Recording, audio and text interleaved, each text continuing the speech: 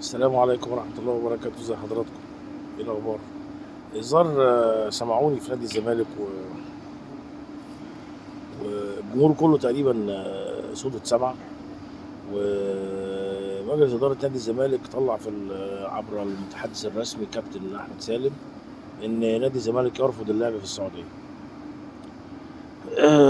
الموضوع دوت طبعا حاجة كويسة جدا، بشرط إن تكون أنت مجلس الإدارة عامل الكلام دوت وهتنفذه.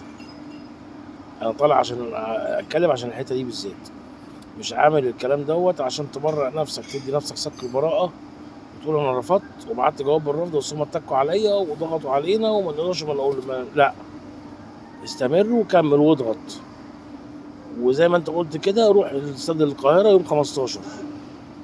خلاص هم مش هيقدروا يعملوا حاجه، لان الاتحاد الدولي امبارح كان بيتكلموا مع الاخ طبعا اللي اسمه ابو المعاطي زكي، هيتجن هيموت، اكن في حاجه كده، في صرمه من تحتيه كده عمال يلعب فيه. وطبعا تركي الشيخ طبعا هيموت، طال عمره هيموت طبعا. خلاص. ومعظم المذيعين الاهلاويه هيموتوا.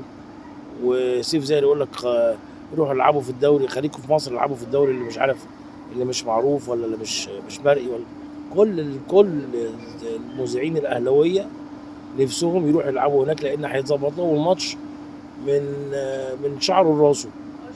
هيتظبط لهم الماتش من اول ما ينزلوا من الطياره لحد ما يرجعوا تاني على الطياره.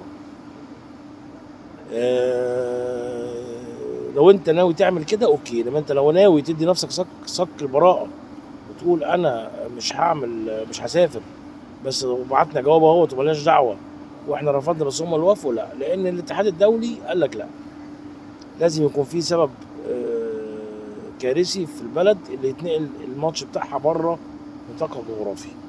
سيول بقى، كوارث، اعاصير، حرب، وهكذا. يعني ده لو الحرب دي الدوري بيتوقف. خلاص يا جماعه، خلوا بقى كل الاهلاويه اللي طالعين على السوشيال ميديا وعلى الفضائيات خليها تاكلهم من تحت، خليها تاكلهم من تحت. هي اللي لما بتاكلهم من تحت يقعدوا يعملوا كده. نادي الزمالك هيلعب في القاهره، يتغلب في القاهره، يقضي ماتش وحش في القاهره، يغلب في القاهره، يتعادل في القاهره. خلاص. انتوا اللي مبوظين الكوره في مصر، انتوا اللي مبوظين الكوره في مصر. النادي ده بوظ الكوره، ما سمعناش عمرنا ولا عمرها حصلت ان السعوديه تدفع فلوس عشان الاهلي والزمالك يجوا لها. الانيل من كده والانكت من كده ان طلع عمره امبارح ولا اول امبارح في مستضيفه سي احمد شوبير افندي، واللي عمال طلع يقول حاضر، صح، صحيح، حاضر، حاضر، صحيح، عندك حق، صحيح، بس شغل خدامين برضه. ويقول لك اتفقنا على مبلغ مالي للزمالك ومبلغ مالي للاهلي، الاهلي هيبقى اكتر من الزمالك ليه؟ مش عارف.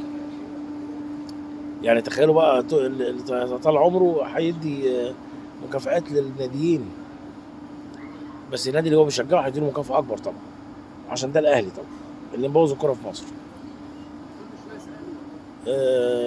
خلي بالكم يا مجلس اداره الزمالك، لو سمحتوا، لو سمحتوا، بعيدها تاني وبقولها تاني، لو انتوا ناويين تنفذوا وبتعملوا اللي عليكم قدام جمهور، الجمهور مش هياكلها، الجمهور مش هياكلها. خلاص. كل سنه وانتم طيبين.